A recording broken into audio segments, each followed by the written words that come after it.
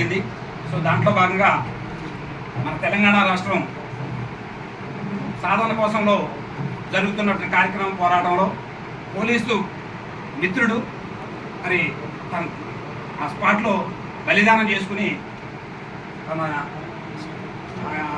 జీవితాన్ని కూడా ప్రాణా పెట్టి మరి ఆవేశమా అది ఇది త్యాగమా లేకపోతే మన ఇంటిగ్రేషనా ఆ సమయంలో పాప అతను బలిదానం చేసుకున్న తన జీవితాన్ని త్యాగం చేసింది. ఆయన కూడా మేము మార్నింగ్ కలుసుకుని 2 నిమిషాలు మౌనం పాటించుకోవడం జరిగింది. ముందుగా మీడియా మిత్రులందరికీ కూడా మనస్పూర్వకంగా హృదయపూర్వకంగా నమస్కారాలు తెలియజేసుకుంటున్నాం అందరికీ కూడా. సో ఈ కార్యవర్గం 18వ తారీఖున ఇనానమస్గా ఎలక్ట్ చేసుకోవడం జరిగింది. గత చరిత్రలో ఎప్పుడు కూడా Telangana retired police officers welfare association state wide ఎప్పుడు లేకుండే. సో దాంట్లో జిల్లా వైజ్గా కొన్ని కేంద్రాలు ఉన్నాయి. కరీంనగర్ కానివ్వండి, సిద్దిపేట కానివ్వండి, ఇట్లా ప్లస్ నల్గొండలో కూడా కొంతమంది ఉన్నారు. కొన్ని అఫీషియల్గా ఉన్నాయి, కొన్ని రిజిస్టర్ చేయనటువంటి ఉన్నాయి. ఏదైతే రిటైర్డ్ పోలీస్ ఆఫీసర్స్ ఎంతమంది ఉన్నారో వాళ్ళందరిలో కూడా ఏదో రకమైన సేవాభావం చేయాలనే తపంతో అక్కడక్కడ కొన్ని జిల్లాలు వరకు మాత్రమే అసోసియేషన్ ఏర్పాటు చేసుకోవడం జరిగింది. దాన్ని అందరినీ కూడా ఒక తాటి మీద తీసుకొచ్చి స్టేట్ వైడ్గా ఒక ఆఫీసర్స్ అసోసియేషన్ ఏర్పరచుకోవాలని మనసులో చిన్న గ్రూప్ ఏర్పాటు చేసుకుని ఆ గ్రూప్లో అనూహ్య స్పందన వచ్చి వితిన్ 7 డేస్లోనే మేము ఇమీడియట్గా ప్రప్రథమ సమావేశం 18వ తారీఖు చేసుకోవడం జరిగింది. నాకు తెలిసి అది 9వ తారీఖు స్టార్ట్ చేసాం, 18వ తారీఖు అమలు జరుపుకోవడం జరిగింది. ఆ అమలు జరుపుకున్న 33 జిల్లాల నుంచి ఏర్పాటు చేసినటువంటి మా retired police employees from constable నుంచి నాన్ క్యాడర్ ఎస్పీ వరకు మేము ప్రవేశించాము. వాళ్ళందరూ కూడా అనూహ్య స్పందనతో వచ్చి అక్కడ ఏకగ్రీవంగా మరి సమావేశంలో చర్చలన్నీ చేసుకున్న తర్వాత ఫస్ట్ టైం సమావేశంలో ఏకగ్రీవంగా అందరినీ కూడా ఎన్నుకోవడం జరిగింది. That is very great initiation. దాన్ని మనం ప్రౌడ్గా ఫీల్ అవ్వాలి. ఎక్కడ కూడా కాంపిటీషన్ లేకుండా జిల్లా పోస్టులు కానీ ఇంకోటి కానీ నియామకాలు కానీ ఒక నియామక కమిటీ ఏర్పాటు చేసుకుని పెద్దవారు అనుభవజ్ఞులు ఇంతకుముందు స్టేట్లో పనిచేసినటువంటి వాళ్ళందరినీ సమీకరించుకుని చక్కటి పోస్టులు ఎవరి కాంప్లికేషన్ లేకుండా ఆ రోజున లెంగ్తీ డిస్కషన్లో ఆ కార్యవర్గాన్ని ఫైనలైజ్ చేసుకుని ఆ లోకల్గా ఉన్న ఉప్పల్ లిమిట్స్లో ఉన్న మీడియా మిత్రుల ద్వారా అది పేపర్ కూడా రావడం జరిగింది. సో దాని ప్రకారంగా నెక్స్ట్ మేము ఏమనుకున్నామంటే ఒక ఎగ్జిక్యూటివ్ కమిటీ మీటింగ్ కూడా పెట్టుకుందామని అనుకున్నాం. దాంట్లో ఇనిషియేషన్గా ఈ రోజున శ్యాంబాగ్ అక్కడ హోటల్లో చిన్న రూమ్ తీసుకుని మరి అక్కడ మరి మేము ఎజెండాని కూడా ఫైనలైజ్ చేసుకోవడం జరిగింది. ఆ ఎజెండాలో మేము ముందుగా అసలు ఈ అసోసియేషన్ ఎందుకు ఫామ్ అవ్వాల్సి వచ్చింది, దాంట్లోనే భాగంగా మీకు ప్రమాణ స్వీకారం తర్వాత మౌనం పాటించడం 2 జరిగింది. ఆ తర్వాత ఎజెండా టేకప్ చేశాం. ఆ ఎజెండాలో మేము తీసుకునే నిర్ణయాలు ఏంటంటే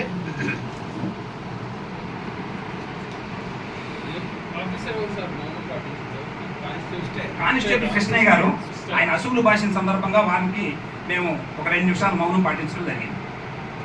సో అసలు మాకు ఇంపార్టెంట్గా ఈ అసోసియేషన్ ఏర్పాటు చేసుకోవాలనే కాన్సెప్ట్ ఎందుకు వచ్చిందంటే to solve the problems of retired police officers.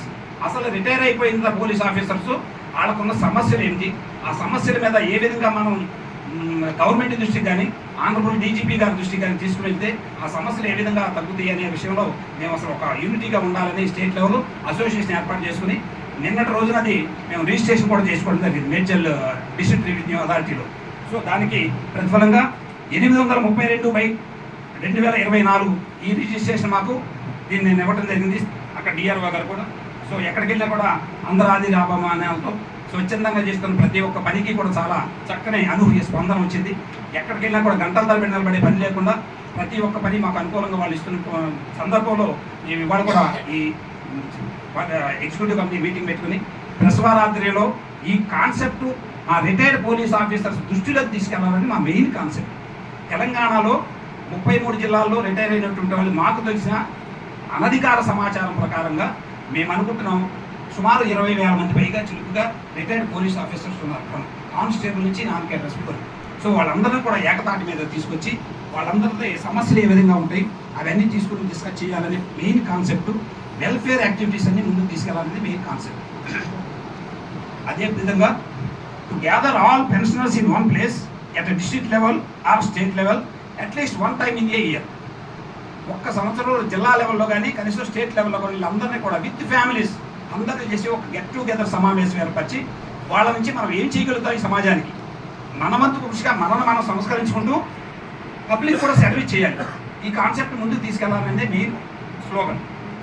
దీంట్లో మాకు మేము మీకు ప్రెస్ నోట్లో డీటెయిల్గా ఇస్తాం.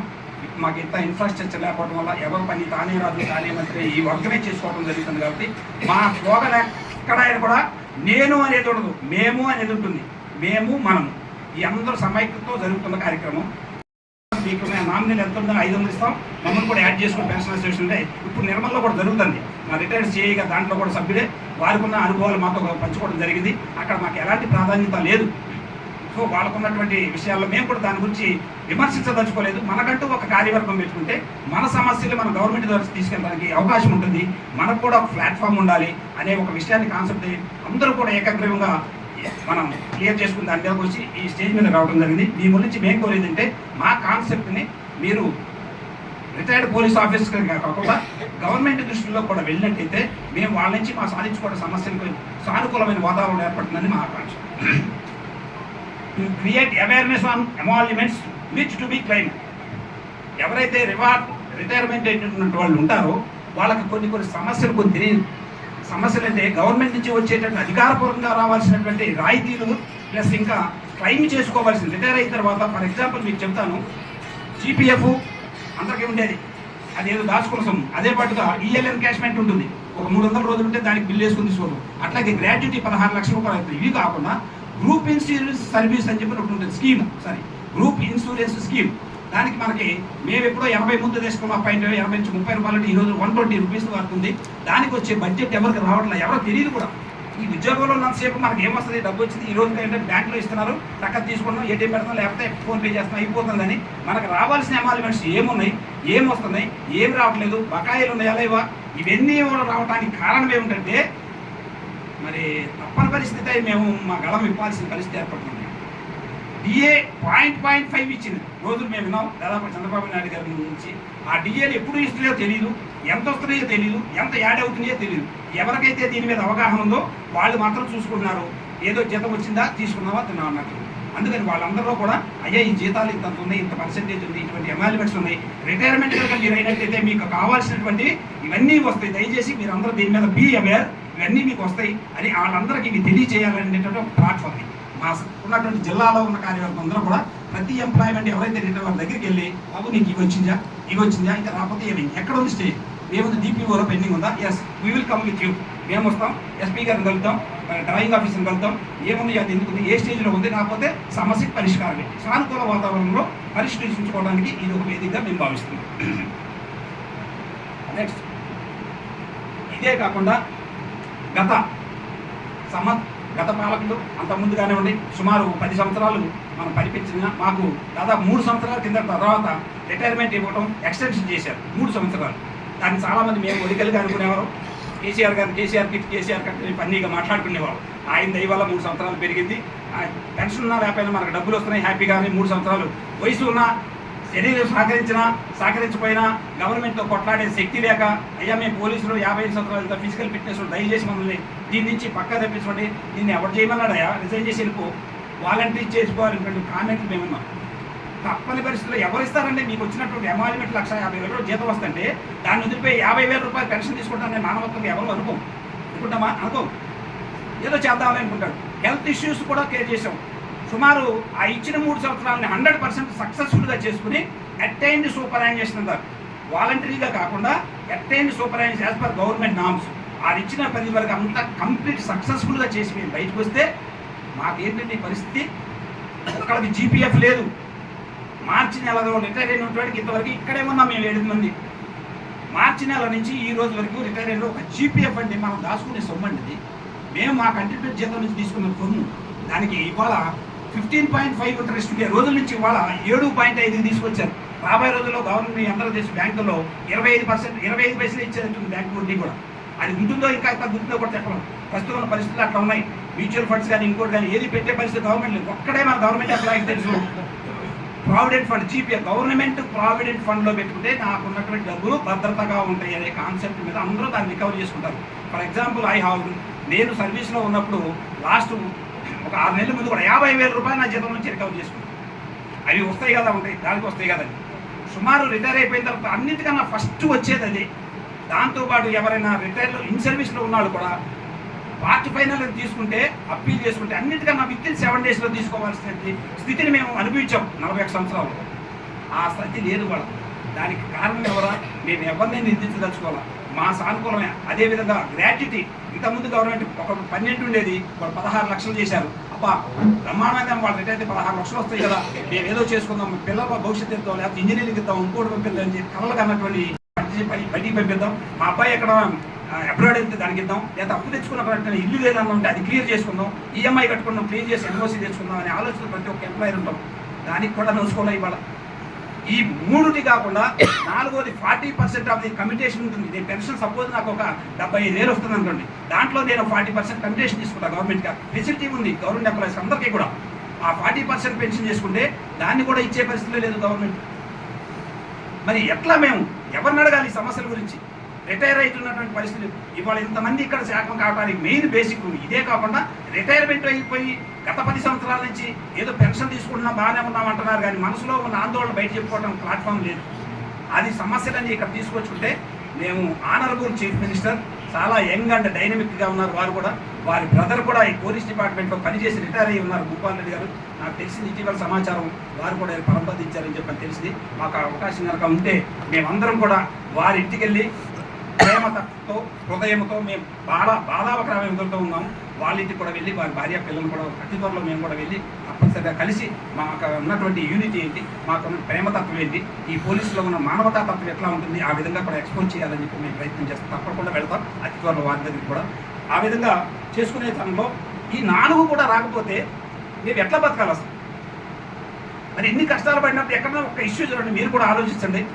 ఎక్కడ సమావేశాలు కానీ ఎనీ కైండ్ ఆఫ్ ఒక బోనాలు తీసుకోండి, ఇంకోటి తీసుకోండి, మరి పబ్లిక్ మీటింగ్స్ తీసుకోండి, సిటీలో ఎటువంటి అలకల్లో జరిగినా 144 పెట్టినా, మరి కర్ఫ్యూలు జరిగినా, రాత్రి అనక పగలనక దీంట్లో అన్ని పోలీసులు ఉన్నాయండి. సిఐఆర్ ఉంది, సిటీఆర్ ఉంది, సిపిఎల్ ఉంది, స్పెషల్ పోలీస్ ఉంది, సివిల్ పోలీస్ ఉంది.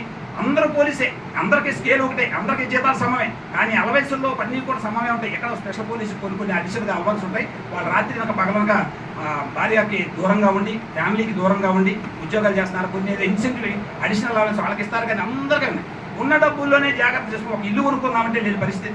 మరి పత్రికాముఖంగా చెప్పాల్సిన అవసరం నాకైతే వస్తుంది. ఎందుకంటే నౌ ఐఎమ్ రిటైర్డ్, నాకేమి సబ్సిడీ సిసిఎస్ రూల్స్ ఏమి అప్లికబుల్ ఉండవు. నేను గవర్నమెంట్ జీతం తీసుకున్నాను కాబట్టి నేను కూడా గవర్నమెంట్ ఎంప్లాయీనే అని భావిస్తున్నాను. గవర్నమెంట్ నేను వ్యతిరేకంగా మాట్లాడలా. నేను కూడా డిసిప్లినరీగా గవర్నమెంట్ నుంచి వచ్చే రాయితీల్ని మనం క్లెయిమ్ చేసుకుందాం, సానుకూల వాతావరణం కల్పించుకోవడానికే మాట్లాడుతున్నాను. ఈ సబ్సిడీ ఎందుకంటే పెన్షన్ తీసుకున్నామంటే మేము కూడా గవర్నమెంట్ ఎంప్లాయీ కదా, మాకు వస్తుంది కదా, గవర్నమెంట్ వస్తుంది కాబట్టి మేము కూడా తప్పనిసరిగా ఇదిగా ఉంటాం. దాంట్లో నుంచి ఎంతవరకు తీసుకుంటాం, ఎట్లా చేసుకోవాలని ఆ క్లారిఫికేషన్. డబ్బులు రాకపోతే ఏం చేయాలి? చాలామంది మనోవ్యాధికి గురై చెప్పుకోలేని పరిస్థితిలో ఉన్నారు పోలీసులు. ఎస్పెషల్లీ ఏం మనం పాపం చేసుకున్నామా, ఎందుకు ఇంత హీన దశలో ఉన్నాం, ఎవరి దగ్గరికి వెళ్దాం? ఏసీ దగ్గరికి వెళ్తే సరే చూద్దాం భయ్ మీది స్పెషల్ పోలీసు ఉన్నట్టుంది, లేకపోతే ఇంకోటి ఉందని వాళ్ళు అంటారు. మరి ఎవరి దగ్గరికి వెళ్ళాలి? మీరు అసలు మీ దాంట్లో మాకు అనుబంధమే లేరు, మా జేఏసీలో అంటారు. అందరికీ వచ్చే మాకు వస్తాయి అంటారు. I don't want to expose any name, any unity, any organisation. Only the thing to solve our problems very peaceful manner. మేము ఉన్నటువంటి సానుకూల వాతావరణం వారి దృష్టి తీసుకెళ్లాలని మాకు ఒక ప్రయత్నం. దీంట్లోనే హెల్త్ క్యాంపులు కండక్ట్ చేసుకుందాం అనుకున్నాను. ఇదంతా అయిపోయేదాకా డిస్ట్రిక్ట్ లెవెల్లో అండర్ 50% కన్సెషన్తో కార్పొరేట్ హాస్పిటల్ దగ్గర మేమే అప్రోచ్ అవుతాం, వాళ్ళని కనికరించమని చెబుతాం. అవసరమైతే ఎండీ గారి దగ్గరికి వెళ్తాం. అయ్యా రిటైర్డ్ పోలీస్ ఎంప్లాయీ ఉన్న జీవితం అంతా రోడ్డు మీద చేసాం, అప్పుడు మాకు ఉన్నది లేదు. ఇటీవల మాకు ఒక ఆరోగ్య భద్రతా స్కీమ్ అని ఉండేది పోలీస్కి, సర్వీస్లో ఉన్నాను సేపు మాకు రికవరీ అయ్యేది. మాకు ఇప్పుడు అది కూడా మాకు లేదు ఫెసిలిటీ. ఆరోగ్య భద్రతలో మేము మెంబర్షిప్ లేవు. ఒకవేళ దాంట్లో మెంబర్షిప్ ఉంటే అపోలో కానీ లేకపోతే విజయ హెల్త్ కేర్, విజయ డయాగ్నోస్టిక్ సెంటర్కి వెళ్తే 50% కన్సెషన్ వచ్చేది మాకు హెల్త్ టెస్ట్లకి. ఇవాళ ఆ సౌకర్యమే కోల్పోయాం. మరి ఉన్నన్నాళ్ళు మా దగ్గర తీసుకుని ఏదో చెప్తారు చూసారు, బర్రె మంచి పాలు ఇచ్చిన నాళ్ళు పాలు ఇచ్చి దాని దగ్గర తీసుకుని తర్వాత అది ఎప్పుడైతే పాలు ఇవ్వడం తీసుకుని దాన్ని తీసి అవతలపడి కట్టోడు కమ్మినట్టుంది పరిస్థితి. మరి అట్లా చేసుకుంటే ఎట్లా మాకు ఏ విధంగా మేము బతకాలి? అందుకని ఆ విధంగా మేము కూడా హెల్త్ క్యాంపులు కండక్ట్ చేసుకుని మా ఇంట్లో మా సమస్యలు మేమే తీర్చుకోవాలని సానుకూల వాతావరణంగా అయ్యే కొంచెం అపోలో హాస్పిటల్ కానీ పెద్ద పెద్ద హాస్పిటల్ కార్పొరేషన్ కూడా అప్రోచ్ అయ్యి 50% కన్సెషన్ మా వాళ్ళకి ఇప్పిస్తూ, ఎక్కడైతే లేని వారు పేదవారు వాళ్ళ దగ్గర సమాజంలో జిల్లా లెవెల్లో ఉంటారో మాకు దృష్టికి వచ్చినటువంటి వాళ్ళకు కూడా ఈ సదుపాయాన్ని అవసరమైతే మా జేబులో నుంచి కొంత వేసుకునైనా సరే చిన్న చిన్న హెల్త్ క్యాంపులు కూడా చేసి కండక్ట్ చేయాలని చెప్పాం. ఇటీవల ఇప్పుడే మాకు ఉన్నటువంటి ఎస్ఐ రిటైర్డ్ గారు మాకు కొంపల్లో వాళ్ళ చుట్టాల దగ్గర హాస్పిటల్ ఉంటే దాంట్లో మా వాళ్ళందరికీ ఫ్రీ ఓపీ అని చెప్పారు. ఎంత అనూహ్య స్పందన, మాకు చాలా ఆనందంగా ఉంది. అలాంటి మరి హరిప్రసాద్ గారు మరి ఎస్ఐ కరీంనగర్లో ఒక చిన్న సంస్థను ఏర్పాటు చేసి కరీంనగర్ డిస్ట్రిక్ట్ చేసుకుని మరి అక్కడే జిల్లా లెవెల్లో చేసి వాళ్ళు చేశారు. అదేవిధంగా రాజులు గారు సిద్దిపేట చేశారు. సన్మానాలు సత్కారాలు చేపించుకునే మహానుభావులు పెద్ద పెద్దవారు వాళ్ళందరూ కళ్ళు తెరుచుకుని మాకు ఇచ్చే ఈ ఫెసిలిటీస్ని వాళ్ళు ఎక్స్టెండ్ చేస్తే మాకు డెఫినెట్గా అవుతుంది. ఇప్పుడు మేమేంది లెవెల్లో చిన్నవాడు అడిగింది ఒకటి ఉంటుందండి, పై ఆఫీసర్ అడిగింది ఒకటి ఉంటుంది. హెచ్ఓడి కనుక ఆ లెటర్ హెడ్ మీద ఒక సర్క్యులర్ పంపించినట్టయితే it will be implemented by the local officers also. ఒకళ్ళు వాళ్ళు మంచి నిర్ణయాలు తీసుకుని హెచ్ఓడిస్ దగ్గర పంపిస్తే వాళ్ళు ఆటోమేటిక్గా తీసుకుంటారు. మేము వెళ్ళి అడిగినా కూడా రెఫరెన్స్ తీసుకుని డెఫినెట్గా we can fight with that. Suppose ABS ఉంది మాకు ఆథరైజ్డ్, మేము ఫైట్ చేసుకుని తీసుకుంటాం మా హక్కుల కోసం. అది లేదు, అందుకని దీన్ని మేము ఈ కాటి మీద తీసుకొచ్చుకున్నాం. అట్లే అవేర్నెస్ క్యాంప్స్ కూడా కండక్ట్ చేద్దాం యూత్ కానీ ప్లస్ వేరే వాళ్ళకి కూడా. ఆ అవేర్నెస్ క్యాంపులో భాగంగా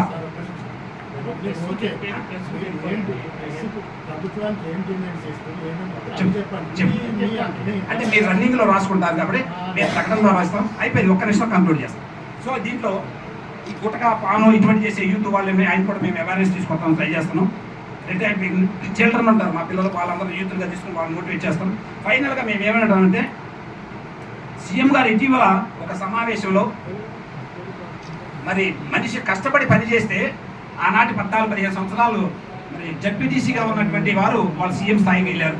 అదేవిధంగా ఆ రోజులో ఎస్పీగా ఉన్నటువంటి శ్రీనివాసరెడ్డి గారు ఈరోజు డీజీ స్థాయికి వచ్చి సిపి హైదరాబాద్ చేశారు. ప్రజెంట్ విజిలెన్స్ ఎన్ఫోర్స్మెంట్లో ఉన్నారు. మరి అంత కష్టపడి వాళ్ళు చేస్తే ఆ స్థాయికి ఎదిగిన వాళ్ళు మరి అందరూ కూడా కష్టపడి పని చేయండి అని ఒక ఎంప్లాయీస్ స్లోగన్ ఇచ్చారు. ఆ స్లోగన్ మాకు మోటివేషన్ అయింది, ఆ స్లోగన్ మాకు ఇన్స్పిరేషన్ అయింది. అబ్బా సీఎం గారు ఇంత మంచి స్లోగన్ ఇచ్చారు, మరి ఈ స్లోగన్తో మనం కదా మనం ఎందుకు చేసుకోకూడదని ఆ ఒక్క ఉద్దేశమే మమ్మల్ని మధ్యలో ఈ రకమైన కోరికలు చేసింది. తప్పనిసరిగా అది అదే విధంగా తీసుకుని ముందుకు తేవడం జరిగింది. తప్పనిసరిగా మాకున్న డిమాండ్స్ ఏమి లేవు సార్. ఎంప్లాయ్మెంట్ రాసుకోండి సార్ ప్లీజ్. ఎంప్లాయ్మెంట్స్ ఎవరైతే రిటైర్ అయ్యారో వాళ్ళకి ఇవ్వాల్సినటువంటివి ఎమాల్యుమెంట్స్ నేను చూశాను. నేను సర్వీస్లో 10 సంవత్సరాలు 15 సంవత్సరాల కిందట దిగిపోయిన రోజునే అన్నిటికీ ఒక చెక్ ఇచ్చేసేవారు. డ్రాయింగ్ ఆఫీసర్ని పిలిపించి దిగిపోయిన అన్నిటికీ ఒక చెక్ ఇచ్చేసి భార్య పిల్లలను కూడా పిలిపించి వాళ్ళందరికీ ఒక సన్మానం ఇచ్చి అఫీషియల్గా ఒక వెహికల్ ఇచ్చి ఇంటికి పంపించేవారు. మన ఆనరబుల్ ప్రీవియస్ సీఎం గారు కూడా ఒక సర్కులర్ ఇచ్చారు, ఎప్పుడు ఎంప్లాయర్ ఇంటికాడ ఎక్కడైనా ఆ యూనిట్ ఆఫీసర్ దీని మీద పరిశీలించండి, ప్రభుత్వ వాహనం ఇచ్చి అధికార లాంఛనాలతో ఇంటికి పంపించండి అని. ఈ పేపర్ ప్రకటన వరకే జరిపింది కానీ ఫుల్లీగా ఇంప్లిమెంట్ అవ్వట్లేదు. ఎక్కడ కొన్ని చోట మహానుభావులు ఉన్న చోట ఇంప్లిమెంట్ అవుతుంది కానీ అది కూడా ఆ గౌరవం కూడా అందరికి దక్కట్లేదు.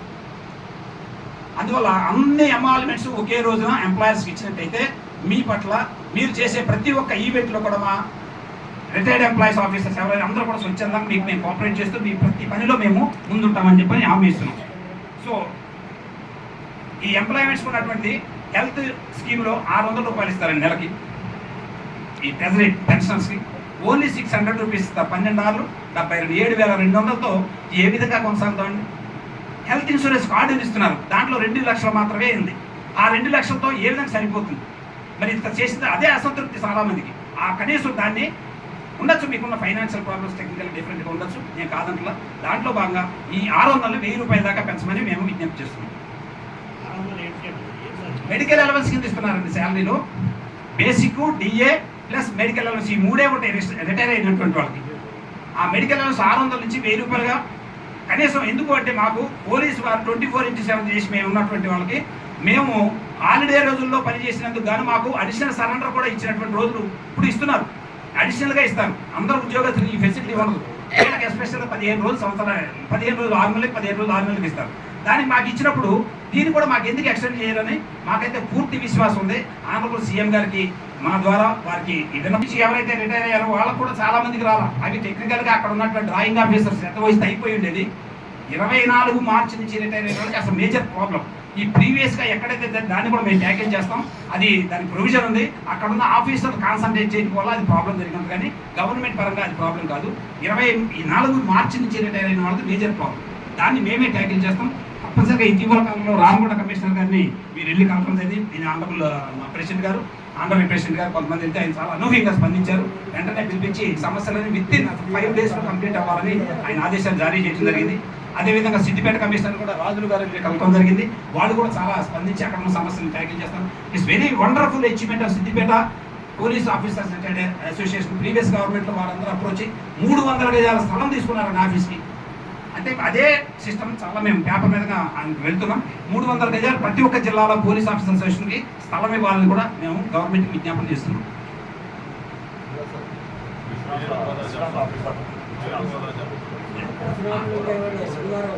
సార్ నా పేరు ఏ శ్రీనివాసరావు, సార్ ఇప్పుడు ఇస్తాం సార్. అదే నేను ఇందాక చెప్పాను, మేము కౌమార దశలో ఉన్నాం, చేసుకోవడానికి అన్నిటికీ అవకాశం లేక అందరం మిత్రులు ఎక్కడ మంచిర్యాల నుంచి అక్కడి నుంచి పొద్దున్న 4 గంటలు వేసి ఇక్కడ బయలుదేరి వచ్చారు. మీకు ఇమ్మీడియట్గా ఒక దీని మీద చేతితో రాసేసేనే ఇస్తాం. మాకేం ప్రెస్ లేవు, టైప్ మిషన్ లేవు, ఇన్ఫ్రాస్ట్రక్చర్ లేవు.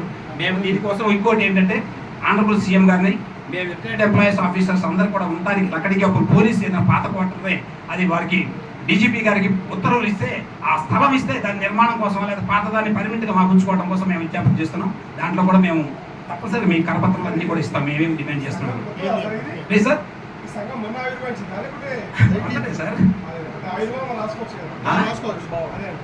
ఆవిర్భావం 18వ తారీఖు సార్.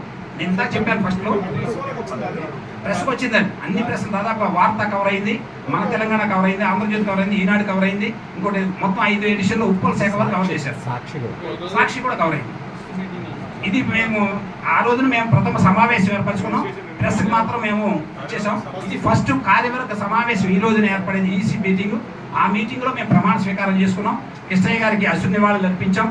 తర్వాత మేమంతా ఎజెండాగా తీసుకున్నాం. మీకు దాని మీద పూర్తిగా ఒక హ్యాండ్ రైటింగ్తో మా సమస్యలు రాసిస్తాం సార్. తప్పనిసరి ఇస్తాం. నా పేరు ఏ శ్రీనివాసరావు సార్. అదే ఇందాక చెప్పాను, మేము ఒక గ్రూప్ క్రియేట్ చేసుకుని 1 వీక్లో చేసినందుకు 100 కలిసి ఆ గంట నా మెడలో కట్టేశారు ఏకీభావంతో. సరే అయినా కూడా తప్పనిసరిగా ముందుకెళ్లాలని బాగుంది, సమాజంలో ఏదో సర్వీస్ చేయాలని తప్పన ఉంది కాబట్టి చేద్దామని అందరూ కోఆర్డినేషన్ అట్లే అందరూ కోఆర్డినేట్ చేస్తున్నారు. ఆల్రెడీ ఇండైరెక్ట్గా కూడా అందరూ మాకు ఓవరాల్గా కూడా సపోర్ట్ చేస్తున్నారు. తప్పనిసరిగా మేము ముందుకెళ్తాం. మేము ఎక్కడా కూడా ఒక రాజకీయ పార్టీ కాదు, ఒక యాజిటేషన్ పార్టీ కాదు, ఒక ధర్నా చేసే పార్టీ అంతకన్నా కాదు. అందుకనే there is a difference between union and association. So it is not union, it is association. So we will represent only, we will solve our problem very peaceful manner. ఇంకా sir please చెప్దాం sir. మీ కరపత్రం ఇస్తాం మీరు రాసుకుంటే okay sir. ఈ అసోసియేషన్లో మరి మీరు ఒకసారి మేము ఉన్నటువంటి వాళ్ళందరినీ పరిచయం చేస్తాం. ఈ అసోసియేషన్ ప్రెసిడెంట్గా ఏ శ్రీనివాసరావు అయిన నేను నన్ను ఏకాభిప్రాయంతో ఇనానమస్గా ఎలక్ట్ చేసుకోవడం జరిగింది. అన్ని పోస్టులు ఇనానమస్గా సెలెక్ట్ చేస్తుంది, ఎక్కడ పోటీ తత్వం లేదు. General secretary M Rajamalla Reddy, SI retired అండి. నేను reserve inspector of police TSSP Telangana special police దాంట్లో రిటైర్ అయిన 6/24. ఆ బాధితుడు నేను కూడా. నేను సైబరాబాద్ నుంచి రిటైర్డ్ అయిన SI, general secretary president association. Sir నేను చదివేస్తాను సార్, అందుకని మేము వాళ్ళు వేసారు కాబట్టి చెప్పాం. Next treasurer SP Kasim Peera please sir. వారు ఏపీఎస్పీలో ఆర్ఎస్ఐ క్యాడర్లో రిటైర్ అయి ఉన్నారు. SP Kasimpeera KASIMPERA Kasimpeera RSI retired, reserve sub inspector retired, special పోలీసులో రిటైర్ అయ్యారు. ఆయన కూడా 6 నెలల్లో 24 ఈ సంవత్సరంలో రిటైర్ అయ్యారు నాతో పాటు. వారు కూడా దీనికి ట్రెజరర్గా వారి సేవలు మేము వినియోగించుకోదలుచుకున్నాం. ఆనరబుల్ ప్రెసిడెంట్ 3 ఇచ్చాము sir. Honourable president Shri Radhakrishnamurthy garu ఒకసారి, ఈయన from Khammam SI retired. CH Rajamouli Goud, ఈయన inspector of police civil retired from okay. మీరు కొంచెం షార్ట్ హ్యాండ్లో రాసుకుంటారు, మేము fast. Rajamouli Goud garu sir, inspector civil Karimnagar. Next S Devendra Reddy garu sub inspector of police retired. ఈయన కూడా నల్గొండలో రిటైర్ అయి ఉన్నారు. మరి వారు కూడా దీన్ని చాలా మంచి ప్రోత్సహించారు ఈ association. Next vice president sir A Sudarshan Raju garu from Nizamabad, ఈయన కూడా సబ్ ఇన్స్పెక్టర్ రిటైర్డ్.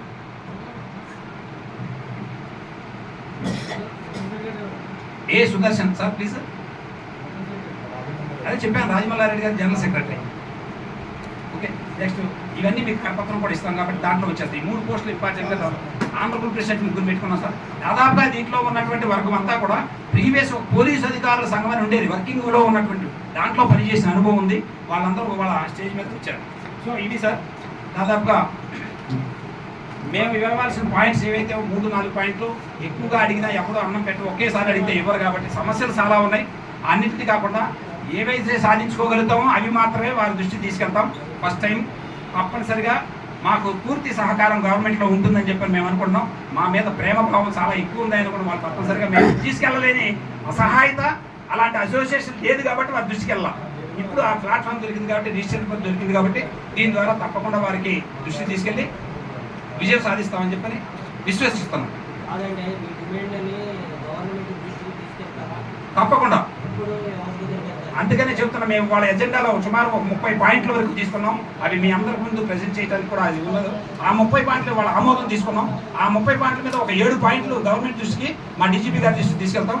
ఆ 7 పాయింట్లు స్టెప్ వైజ్ తీసుకుని ప్రతి ఒక్కటి సాధించుకోవడానికి ప్రయత్నం చేస్తాం. ఇంకా సార్ నాకు తెలిసి సుమారు 300 నుంచి 400 వరకు ఉన్నారని అనుకుంటున్నాను. మూడో నెల నుంచి రిటైర్ మాకు వచ్చిన ఇలాగే చెప్పాను రన్నింగ్ లో సార్. అనధికారంగా మాకు ఇప్పటి వరకు వచ్చిన ఇన్ఫర్మేషన్ ప్రకారంగా 33 జిల్లాలో తెలంగాణ రిటైర్డ్ పోలీస్ ఎంప్లాయీస్ 20,000 దాకా అంచనా. పూర్తి స్టాటిస్టిక్స్ కూడా with short period we will bring your notice. 6వ నెల నుంచి మనం 3వ నెల నుంచి ఇప్పటి వరకు రిటైర్ అయినా 4 నుంచి 5 దాకా ఉన్నారు. ఇంకా sir so thank you very much. మీరు మాకు ఈ అవకాశం ద్వారా ఇచ్చి ఈ ప్లాట్ఫామ్ మీద మాకు ఇచ్చి మాట్లాడింది ఈ మాకున్నటువంటి ఈ ఒక్క స్లోగన్ మిమ్మల్ని మేము రిక్వెస్ట్ చేస్తున్నాం. మాకున్నటువంటి స్లోగన్ ఏంటంటే నిజాయితీ. Please right down sir. నిజాయితీ, నిస్వార్థం, నిర్భయం. ఈ 3 మాలో పుడికి పుచ్చుకున్నాయి. నిజాయితీగా వెళ్తాం, నిస్వార్థంగా పనిచేస్తాం, నిర్భయంగా మాట్లాడటం, నిర్భయంగా మా కష్టాలు మేము సాధించుకుంటాం. సేమ్ వే నిరాడంబరంగా